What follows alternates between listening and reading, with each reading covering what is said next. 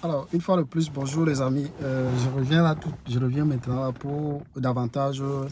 Je suis obligé de refaire une petite vidéo là sur les conditions d'éligibilité parce que nous avons encore beaucoup de temps devant nous. Nous avons encore, aujourd'hui nous sommes le 24 et nous avons encore environ 2 semaines devant nous.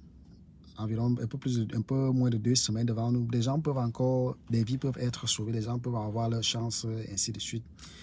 Et donc, pour ceux qui n'ont pas encore joué, et qui peuvent avoir réuni les conditions. C'est un rappel, cette petite vidéo, c'est juste pour faire le rappel des conditions d'éligibilité, des conditions sans lesquelles, même si vous jouez à la loterie, même si vous soumettez vous jouez à la loterie, vous savez que vous avez mis les informations, vous avez le nom, vous avez le passeport, vous avez soumis avec la photo, ainsi de suite.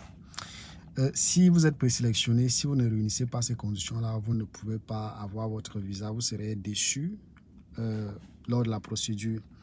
La principale de ces conditions-là, c'est que cette condition-là répond à la question pour laquelle les États-Unis ont décidé de mettre sur pied ce programme qu'on appelle la loterie américaine.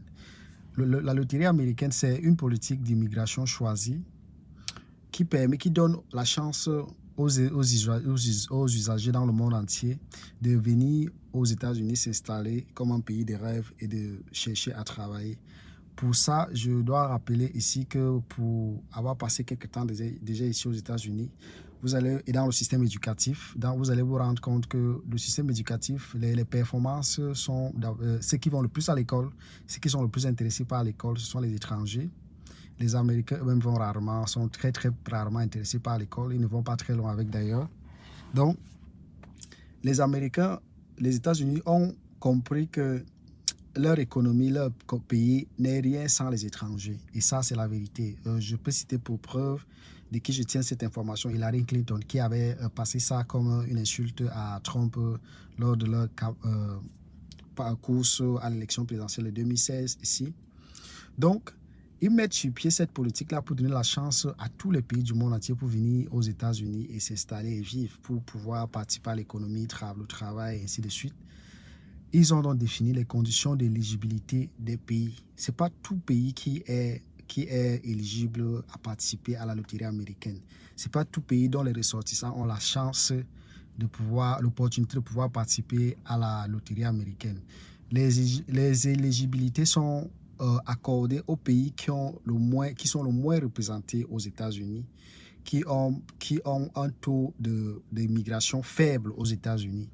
Les pays comme le Nigeria, par exemple, le pays comme, disons simplement le Nigeria, que je maîtrise le mieux, n'est pas éligible. Les Nigérians ne peuvent plus jouer à la loterie américaine parce qu'ils sont nombreux ici. Le taux d'immigration des Nigérians est très élevé ici.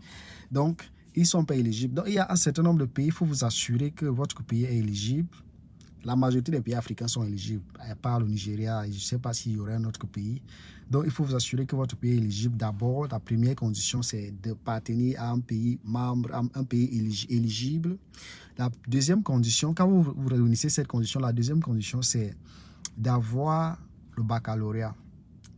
Le baccalauréat ou un diplôme de fin d'études d'enseignement secondaire. Première des choses. Vous pouvez avoir l'équivalent de ce diplôme. Deuxième des choses. Et vous pouvez aussi avoir une expérience de travail, une expérience professionnelle de 2 ans dans un domaine des métiers définis par le département d'État aux États-Unis. Ces métiers, nous reviendrons là-dessus très prochainement. Donc, ça, c'est la deuxième condition. La troisième condition, maintenant, c'est celle qui vient d'être ajoutée. Je dis bien pour pouvoir jouer à la loterie américaine et quand vous êtes présélectionné, pour être motivé à jouer, à suivre votre procédure de visa. La troisième condition, c'est le passeport désormais. Il faut avoir le passeport. Le passeport a des caractéristiques. C'est un document personnel. C'est un document qui n'est pas partageable. C'est un document qui est unique à quelqu'un qui a une certaine durée de vie bien définie, une date de création, une date d'expiration. Donc, une date d'établissement, une date d'expiration. Donc, vous avez votre nom de famille, votre prénom, votre date de lieu de naissance, le numéro de passeport la date d'établissement et la date d'expiration. Ces informations, toutes sont... La date d'expiration est dans le passeport, la date de création, on n'en a pas besoin. Toutes ces informations sont dans lorsque vous jouez, vous mettez toutes ces informations-là. Donc, 3 conditions. L'éligibilité du pays, le niveau d'éducation, ou bien l'expérience professionnelle, et puis le passeport.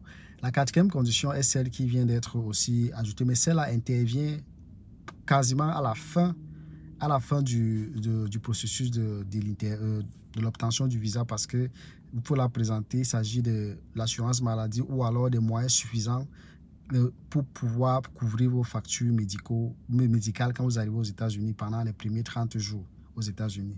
Donc, disons ces 4 conditions: l'éligibilité du pays, les niveaux d'études dans le baccalauréat ou bien l'expérience professionnelle, le passeport et l'assurance maladie.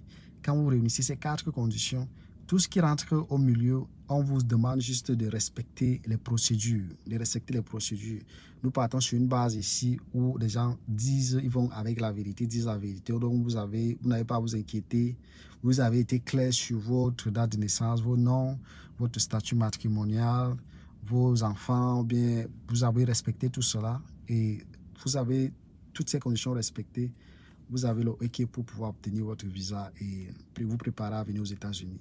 Donc, c'est ce que nous voulions rappeler. Donc, faites un effort de vous assurer que votre pays est éligible, votre passeport, votre niveau d'éducation, l'expérience professionnelle. Et puis, plus tard, je dis bien plus tard, lors de l'interview, vous aurez besoin d'une assurance maladie. C'est les principaux documents qu'on vous demande. Le reste, vous les avez déjà sûrement.